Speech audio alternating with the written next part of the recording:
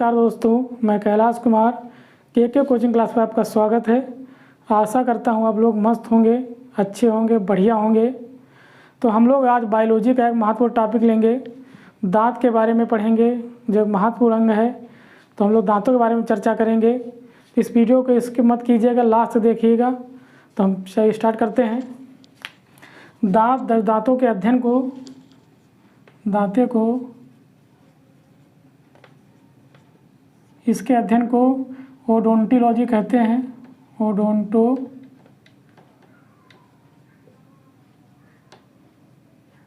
इसके अध्ययन को ओडोंटोलॉजी कहते हैं। इसका जो निर्माण होता है, इसका जो निर्माण हुआ है,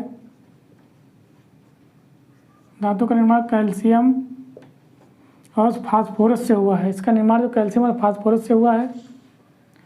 इसका जो सबसे कठोर तत्व, जो सबसे कठोर भाग होता है हमारे शरीर का, सबसे मजबूत,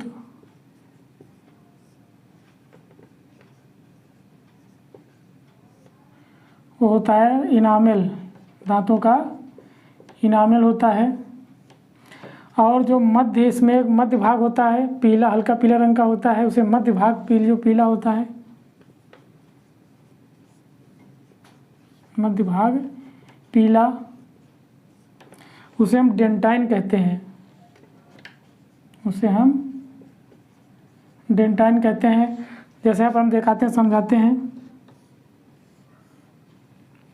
इसे कोई दांत हो गया,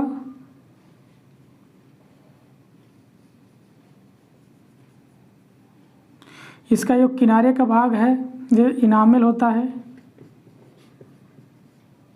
इसका जो किनारे का भाग है वो इनामेल कहलाता है। जो बीच का जो भाग है पीला हल्का, इसे हम डेंटाइन कहते हैं। इसे हम डेंटाइन कहते हैं। तो इसके मध्य भाग को क्या कहते हैं? डेंटाइन कहते हैं। सबसे मजबूत भाग दांतों का इनेमल होता है। इसका निर्माण कैल्शियम फास्फोरस होता है। इसके अध्ययन को ओडोंटोलॉजी कहते हैं। और जो कुल दांतों की संख्या जो होती है, कुल जो संख्या होती है वो 32 होती है। कुल दांतों की संख्या 32 होती है। इसमें स्थायी और अस्थायी होते हैं। स्थायी दांतों की संख्या 12 होती है। अस्थायी दांतों की संख्या 20 होती है। जो अस्थायी जो दांतों की संख्या 20 होती है, ये इनको दूध के दांत भी कहा जाता है। ये जीवन में 2 बार निकलते हैं। इन्हें इसीलिए अस्थायी दांतों की संख्या कहा जाती है।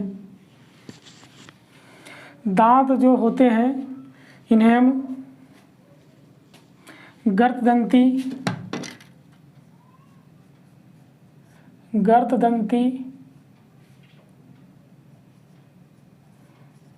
द्विद्वार दंती और विषम दंती कहते हैं। दांतों को हम गर्दंती, द्विद्वार दंती और विषम दंती कहते हैं। गर्दंती का मतलब होता है जो हमारे जो जबड़े में गहरे गड्ढे में घुसे होते हैं, इसलिए गर्दंती कहा जाता है। विषम दंती जो दांत जो बराबर नहीं होते हैं, कोई छोटा कोई बड़ा होता है, इसलिए विषम दंती कहा जाता है। द्विद्वार दंती इसलिए कहा जाता है क्योंकि जीवन में हमारे दांत 2 बार निकलते हैं, द्विद्वार दंती कहा जाता है। अब देखते हैं दांतों के प्रकार। दांत कितने प्रकार के होते हैं? कृंतक, इसको इंग्लिश में कहते हैं इंसाइजर।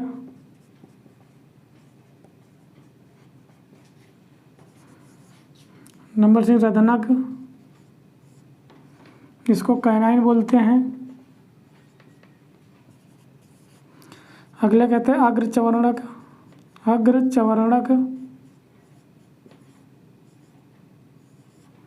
और चवर्णक। इसमें बोलते हैं प्रीमोलर, इसको कहते हैं मोलर।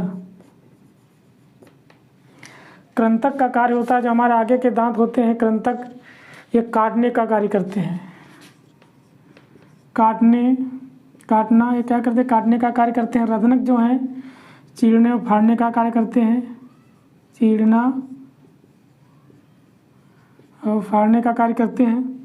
अग्रचवर्णक जो होते हैं चबाने का कार्य करते हैं। और चवर्णक जो होते हैं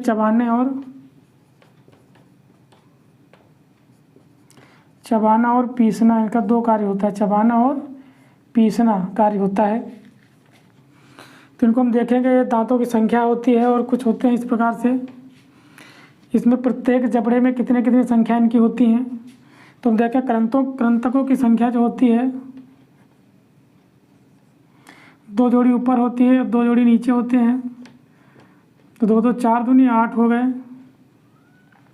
और अधनक की संख्या 1 जोड़ी ऊपर होता है और 1 जोड़ी नीचे जबड़े में होते हैं। इनकी संख्या कितनी हो गई? 4। अग्रचरणों की संख्या होती है 2 जोड़ी ऊपर 2 जोड़ी नीचे,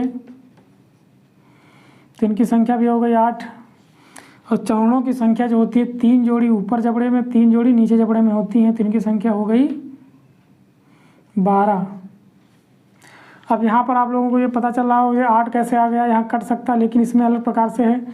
2 ऊपर का 2 ऊपर का लेकर कितने 4 हो गए, 4 से इसको हम 2 से गुणा कर दें 8 आ गए। इस प्रकार 12 वर्ष तक की दांतों की संख्या होती है 20। 12 से लेकर 19 वर्ष तक दांतों की संख्या होती है 28। और 19 वर्ष से ऊपर दांतों की संख्या होती है 32।